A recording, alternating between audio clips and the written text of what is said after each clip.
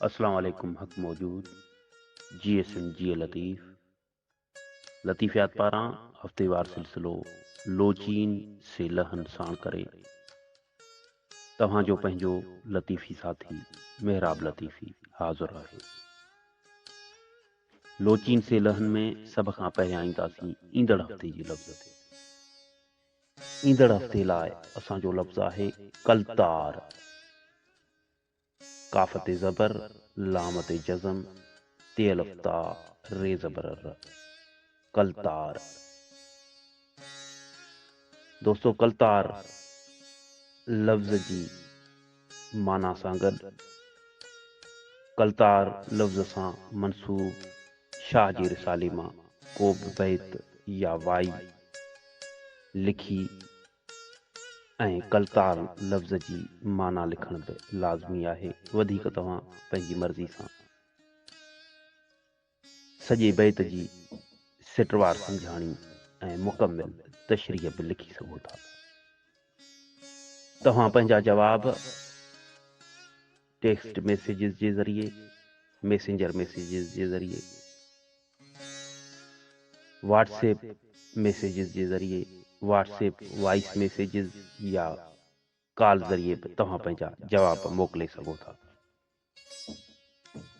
तव्हांजा ॾिनल जवाब ईंदड़ हफ़्ते लोचीन से लहन जे सिलसिले में शामिल कया वेंदा। लोचीन से लहन में हाणे ईंदासीं गुज़िरियल हफ़्ते जे लफ़्ज़ ते। गुज़िरियल हफ़्ते असां लफ़्ज़ ॾिनो हो पांडप। पे अलफ़ नून पां, डाल ज़बर ड, पे ज़बर प, पांडप। पहिरियां ईंदासीं पांडप लफ़्ज़ जे माना ते। पांडप लफ़्ज़ जी माना आहे सरदार, मुहतार, सखी, हाकिम, जोधो जवान, मेहमान नवाज़। कई मानाऊं निकिरनि थियूं। मजमूई तौर पांडप लफ़्ज़ जी माना आहे सखी सरदार, सुठो हाकिम। पांडप लफ़्ज़ सां मनसूब बैतन तरफ़ ईंदासीं त पांडप लफ़्ज़ सां मनसूब शाह जे रिसाले में ॿ टे बैत आहिनि। पहिरियां ईंदासीं सुर सोरठ जे बैत ते। सुर सोरठ में शाह साईं फरमाए थो त सर्दीअ सालिम न रहां, कौसे सहां काल, अमुन ॾेज अमानतूं, दूर करे ॿिया दान।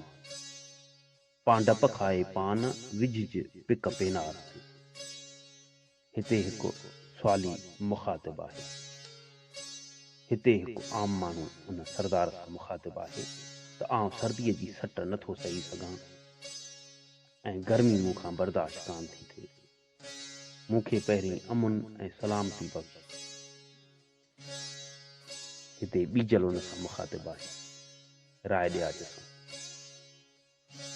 पहिरियां सलामती बख़्श, ॿिया इनाम ऐं नवाज़िशूं पोइ कज।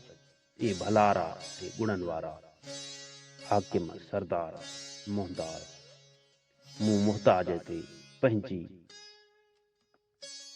पाण वारी पिक विझ ऐं मेहर वारी नज़र कर। ॿियो बैत आहे सुर बिलावल में। पांडप सीन पाड़ियां सही ॿिया सरदार, आहे मिसल मींहं जे सखी तुंहिंजी सार। हातिम हर्द हज़ार, झुड़ तुंहिंजे झपिया।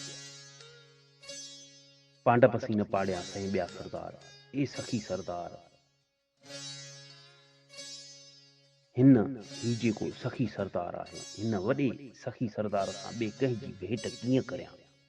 आहे मिसल मींहं जे सखी तुंहिंजी सार, ए सखी तुंहिंजी करम तुंहिंजी सार, सार जी ककर। हातिम जहिड़नि अरड़नि यानी कई हज़ारनि सखियुनि खे बि पंहिंजे हातिम हर्द हज़ार, झुड़ तुंहिंजे झपिया।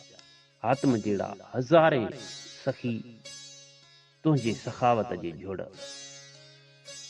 उन्हनि खे मात ॾेई छॾी, उन्हनि खे मिटाए छॾियो। यानी हिते जेको सिंध जो सखी हाकिम आहे उनखे छा साईं हज़ारे हाकिमनि खां वधीक थो सम्झे। ॿियो बैत आहे त जे तूं आसाओ आयो त वांव पांडप पास, ए स्वाली ए आसाऊ, जे तूं आसाऊ आयो त वांव पांडप पास। जेकॾहिं तूं चाहीं थो त तोखे तुंहिंजे घुर्ज मुताबिक़ दान मिले त असली वॾे ॾातार वटि हली वञ। वॾो ॾातार, वॾो सरदार, वॾो सखी हाकिम उन वटि वञ जे तोखे घुर्ज मुताबिक़ दान घुर्जे। घोड़ा हेवर हथिया वठी आव वटास, हुन वटि घोड़ा ऐं हाथी हर वक़्तु मौजूदु आहिनि, उहे खाएसि दान में वठी अच। यानी एतिरो दान ॾींदो हो, एतिरो ग़रीबनि खे नवाज़ींदो हो जो उन्हनि खे हाथी घोड़ा बि ॾेई छॾींदो हो। पढ़ींदे प्यास सुती सखावत जी, हिन खे ॼाए ॼम खां या मुंड खां ई सखावत जी सुती पयल आहे। छो जो हू सिंध जो हाकिम हो। सिंधी माण्हुनि खे सखावत सुती में पयल हूंदी आहे। इहा आहे सिंधी माण्हुनि जी तारीफ़ जेको छा साईं सुर बिलावल में करे थो। सिंधी माण्हुनि जा जेके रस्मो रवाज आहिनि, जेके सखावत जा किस्सा आहिनि, उहे बयानु कया आहिनि। हाणे ईंदासीं वाई तरफ़। वाई जो विर्त कंदासीं, जंहिंमें पांडप लफ़्ज़ पे आहे।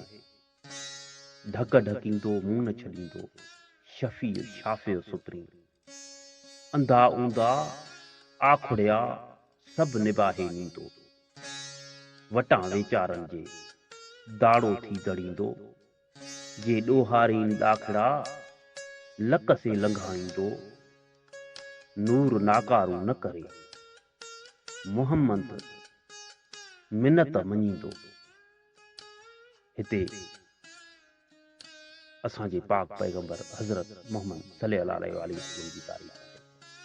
हिते पुण हामी हिन जो अॻियां आदर ॾींदो, तहूरा रातड़ियुनि खे पांडप पीआरींदो, पाण सुञाणे पाण ई कामिल करम करेंदो, तंबू आणे तार में आसिन वटि अॾींदो, दाता दोज़खिन खे लींघो लहराईंदो, रसण वेर रसी करे मुश्क रंग मटींदो, रहमतुलिल आलमीन औखीअ आगोह थींदो, रहमतुलिल आलमीन औखीअ आगोह थींदो।